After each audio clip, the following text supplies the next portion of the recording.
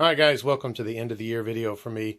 My kids are now all home from school, and so my productivity is going to drop off precipitously. So I've laid out everything I got painted this year, and I'm going to go over it a little bit, probably too quickly, but I'm still going to go over it. But here's all the 40K stuff that I got done. There's the Mechano-Striders for my Mechanicum army, the Tesla C Volunteers, that's the orange and white. Magnetized, so I've got the autocannons that can be used there, along with the twin-linked las cannons. Painted up the last little bits of that squad that went with them, some of the Rangers and the, what were the other guys? Whatever. Yeah.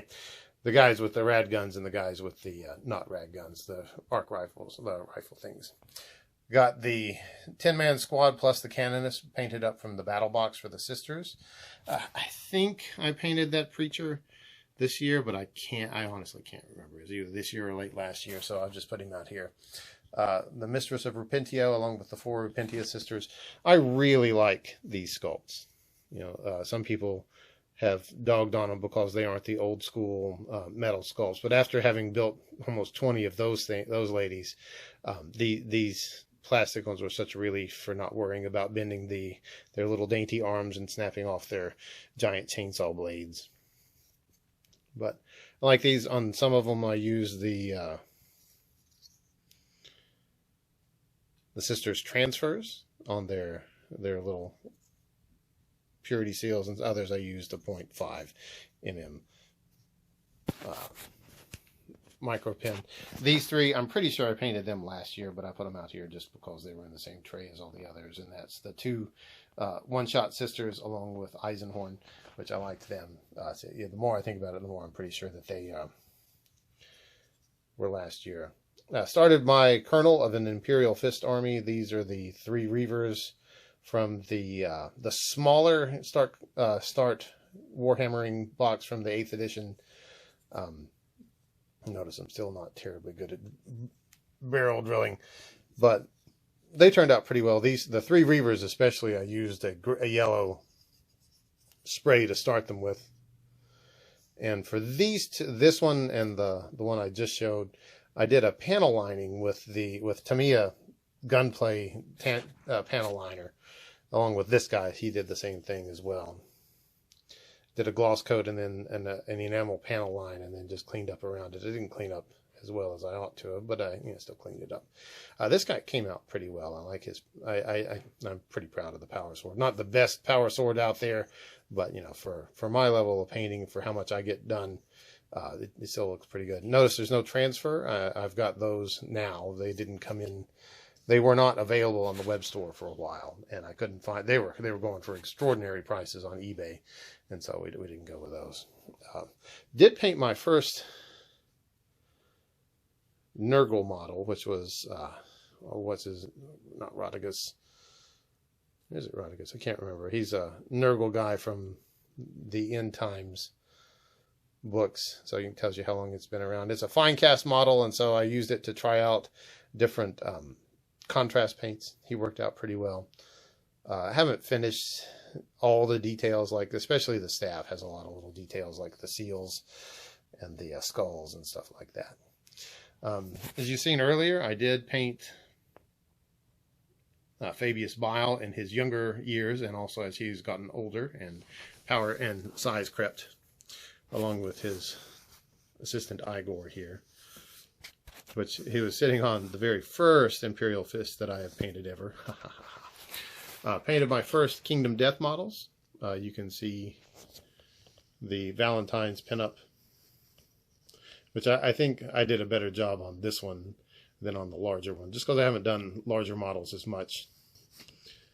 And so there were a lot of mistakes that I made that I can, my next 54mm model, I'll rectify. Dang near kildified. But overall, I was happy with that, and it encourages me to paint my Kingdom Death backlog, including the entire Kingdom Death monster set. Painted some historical models. I've got these 3 172 scale planes. One's a SBD-5, a Douglas dive bomber. That's a Hawk kit from 1964. I bought a whole bunch of vintage kits this year, which I talked about it. But these three were made to go onto a display shelf at a local shop where I sold a whole bunch of the kits to various people in the population. There's a little, is this a Sopwith? I can't remember. I honestly don't remember what plane this is, but it's a little Ertl 1/72nd scale World War I biplane. That's the Dornier, I think it's the 235. It's got the front and rear propellers, one of the fastest propeller-driven aircraft in the war. Did not see much combat, I don't think any at all. I think one was shot down, and that's it. And it was just because it was doing its test flight and happened to be across some Nazi men, or some, well, allies. Nazi for the Germans, good guys for us. But those three turned out pretty well. They were put together real quick. I tried to copy the camouflage pattern that was in the museum for this plane. This one, you can really see how the old models, the decals start to get brittle and break. And so even though I did a lot of layers of microsol, you can actually see the dust on them. Not that old, pretty dusty. The decals were pretty brittle. The Hawk model, the decals actually were quite sturdy, and they did pretty well. This one, the decals tore a lot as I put them on. And you can kind of see some places where they, especially on that tail, I had to do a lot of microsol and just not touch it and hope that it didn't fall to pieces.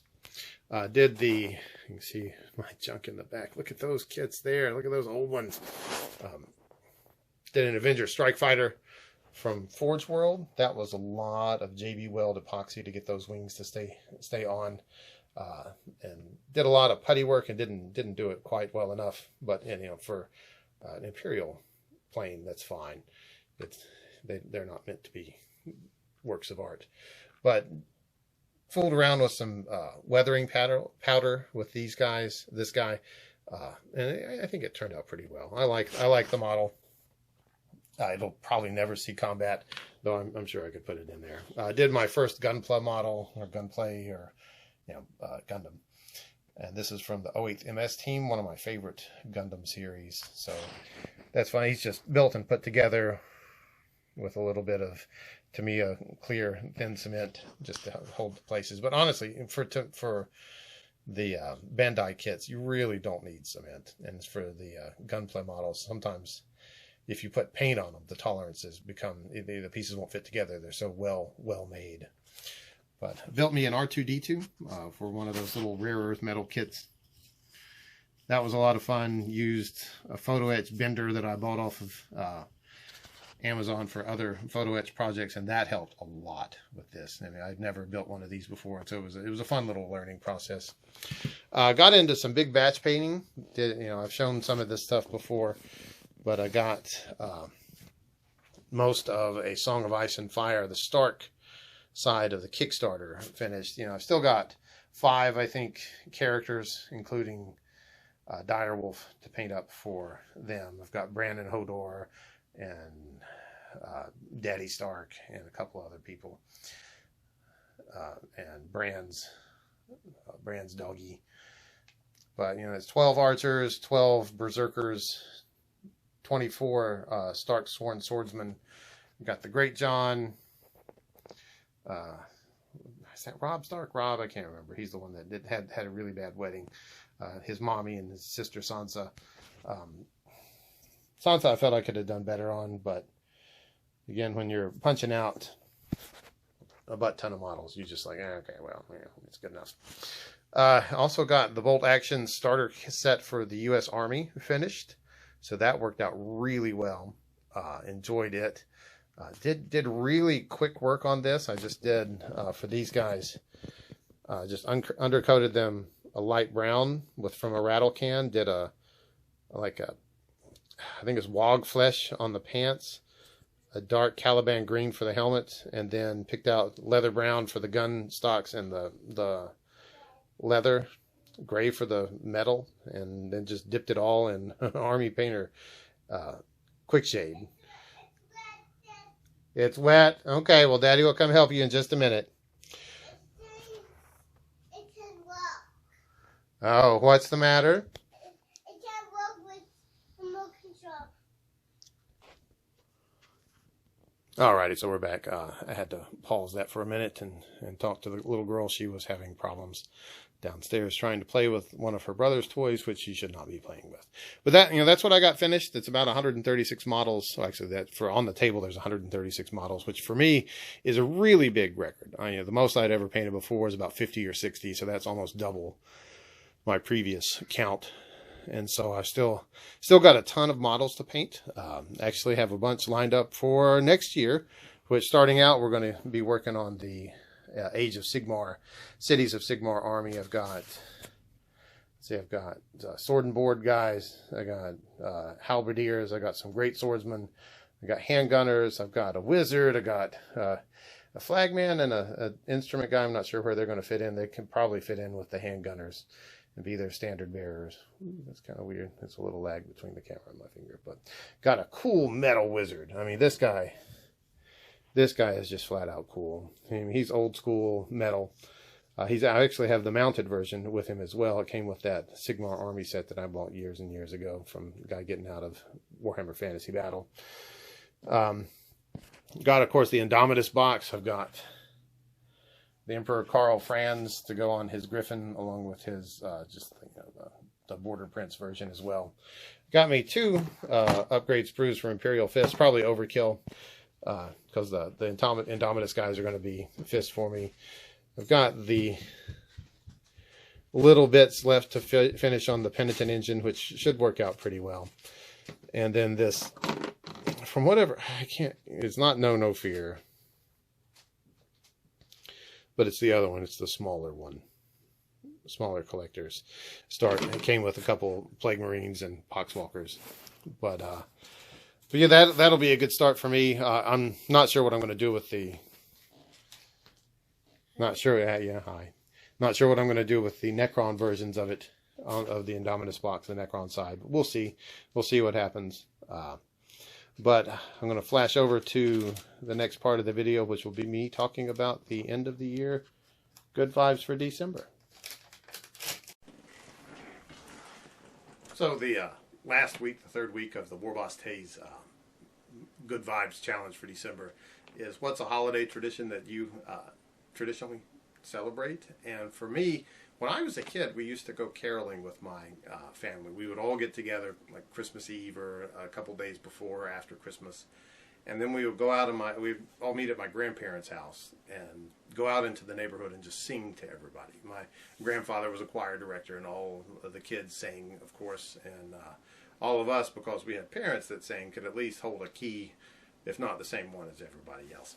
But go out and sing, and we'd go door to door and sing all different Christmas carols. And if we couldn't do that, or if we didn't go out, we would at least gather around a piano and sing. And so for me, Christmas carols and singing and just holiday cheer would always be part of the Christmas tradition. And that actually goes to both sets of grandparents. My mom's dad was the choir director. My dad's dad just loved singing. He just loved music, was just part of it. His wife, my paternal grandmother, could play piano, and my dad and his brother both learned how to play guitar, and all sorts of things. They could sing. They were in musical groups that traveled when they were in youth, back in high school and college. My parents sang in the concert choir for their alma mater, but so just music was part of it, and we'd sing. And one of my favorite songs that we would sing every Christmas was Johnny Cash's Folsom Prison Blues. My dad's dad had spent some time in the federal penitentiary, and so that song always just made him smile and remember the exciting and life-changing events that he had gone through to change his path in life. But that's it. And so Folsom, if you hear Folsom Prison and it doesn't make you think of Christmas time, you're probably in the normal stream of life. But anyway, that'll be it. That'll be the end of my video today. And so you can see behind me the whole.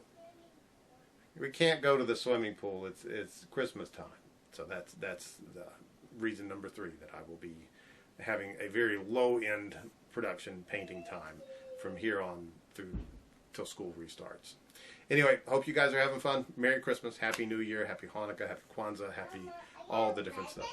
A Band-Aid, you want to come say goodbye to everybody again? Here, come up here. Say Merry Christmas.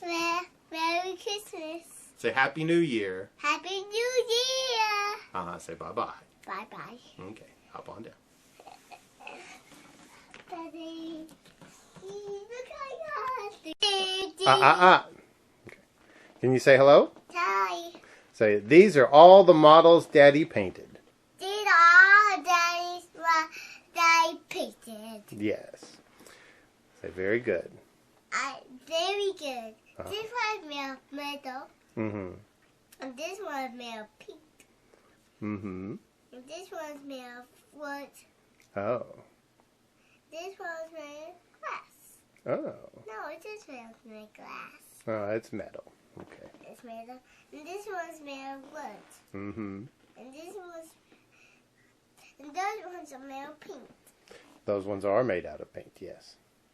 And those are made of shoes. Mm-hmm. Those are army men. Okay. All right. Well, thank you for helping me. Can you say goodbye? Goodbye. Okay.